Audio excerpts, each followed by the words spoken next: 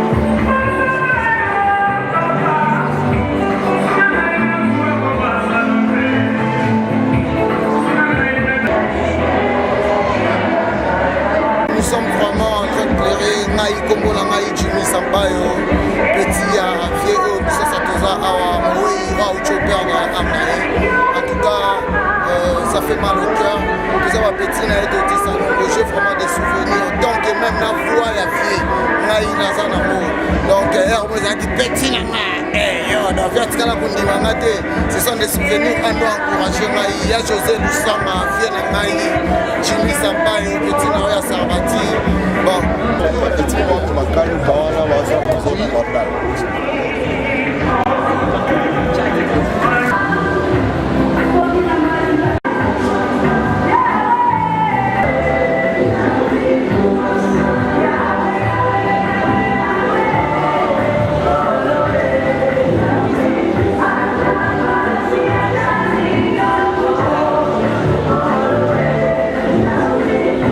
Nous sommes ici pour les funérailles de José Lusama.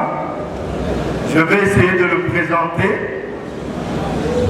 mais je commencerai par dire que José Lusama était un frère pour moi. C'était un petit frère. Et si je dis frère, ça veut dire vraiment un frère, parce qu'on a tout fait. Donc les frères se battent, les frères jouent ensemble, les frères s'entraident, les frères se complètent. Donc si je me mettais à parler de José ici, je crois qu'on pourrait même arriver jusque demain. Mais je voulais parler seulement d'un petit aspect. Moi et José, nous sommes connus en 1976. Quand nous sommes arrivés au plateau des professeurs, il était mon voisin direct. Et la première chose qu'on m'avait dit, c'est qu'il faut faire attention à José. Si vous allez ensemble marauder, donc ça veut dire prendre les fruits dans les arbres des blancs que nous avions comme voisins au plateau à l'époque, sans autorisation, fais attention, puisque si le chien vient, José va courir plus vite que toi et c'est toi que le chien va prendre. Voilà la première recommandation qu'on m'avait donnée par rapport à José Lusanga, mon frère. On a dit, quand vous allez ensemble pour marauder, fais attention, puisque si le chien vient, lui il va se sauver. Le premier, toi tu seras pris. Cela veut dire quoi? C'était un homme très habile et très rapide. Amen. J'irai progressivement avec certaines anecdotes, mais pour l'instant, je vais essayer de présenter mon frère, notre frère José Lusanga. Comme je le dis, il s'appelait Lusanga Koy José Charles. Il est né ici à Kinshasa le 10 novembre 1970 ou 70. Il est le fils de papa Lusanga Koy, Christophe qui est parmi nous, ainsi que de maman Bernadette Nzei Massamba qui est aussi parmi nous, à qui nous rendons hommage. Maman Mikate Nayo et Paul Sakibiso. Amen. Demandez à la personne qui a le mot de la famille de bien vouloir se préparer. Docteur Kabondo, s'il vous plaît. Merci, Président, pour la parole. C'est très difficile pour moi. Est-ce que je pourrais témoigner et être à la hauteur de vos attentes? Ça sera très difficile. Parce que je suis très émotionné. Mais nous allons tenter de dire quelque chose et de parler de José. Oui, on l'a dit, José Lusanga. Ce n'est pas un nombre, mais c'était mon frère. Et vous allez comprendre pourquoi je dis que c'était mon frère. José, d'abord, plein de surnoms. Je vais quand même les passer quelques-uns en revue. Toala Yukuta, Fariana, P12. Et je n'oublie pas Jocelyn Beaumont. C'était un surnom donné par un de nos frères, qui découlait d'un film, Le Professionnel. Pour ceux qui connaissent, ils comprendront. J'ai connu José aux alentours de 79-80 et d'emblée le courant était passé. Mais on a raffermi nos relations, surtout de la période allant de 1988 à 1995-96. Je vous assure que pendant toute cette période-là, on s'est vu avec José presque tous les jours. Pourtant, nos deux maisons étaient distantes de plus d'1 kilomètre. José, c'est la seule personne avec qui j'ai partagé un même matelas, en dehors des épouses que nous épousons. Excusez-moi la tautologie. Vous imaginez, dans le même matelas, José et moi, presque tous les jours, avec un même drap. Et celui qui se réveille la nuit se rend compte que Moninga bendi drap, il tire le drap de son côté. Je me réveille, je constate la même chose, je tire le drap de mon côté. C'était ça notre quotidien. Et on partageait même le même humain. Et on a eu à faire, comme l'a dit le président, les 400 coups. On sortait, on faisait des tas de pieds. Imaginez la confiance qu'il avait envers nous. Et à part ça aussi, d'autres anecdotes aussi, je pouvais être à la maison, José arrive à la fenêtre à minuit, il toque, tu réveille-toi, qu'est-ce que tu fais? Habille-toi, je t'emmène, mais où? Mais je t'emmène au concert des Aïko, t'inquiète, je paye tout pour toi. Regardez ce qu'il faisait. Et à cette époque-là, moi aussi j'étais quand même un bout en train.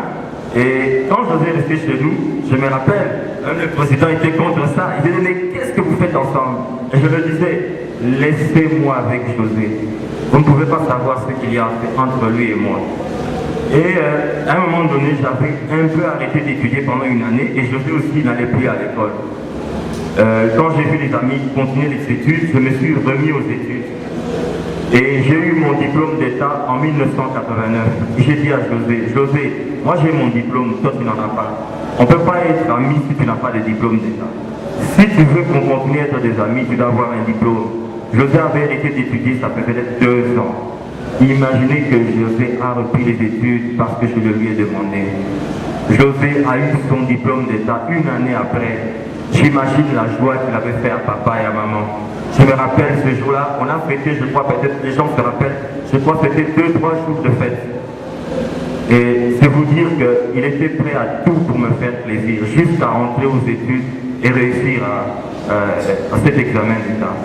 Bien sûr, il y a plein d'autres choses. Et je vais vraiment terminer par la note qui m'a fait le plus mal. José était devenu hyper tendu. Mais bon, c'est difficile. Il fumait, il buvait. C'était pas évident pour lui et pour nous tous. Il a fait une série d'hospitalisations. On était toujours en contact, mais bon, on avait de plus en plus de différends. Mais ce que je peux retenir encore, José ne s'est jamais fâché contre moi. José a supporté tous mes caprices et je vous assure, je suis difficile. Il supportait tout de ma part. C'était vraiment mon frère.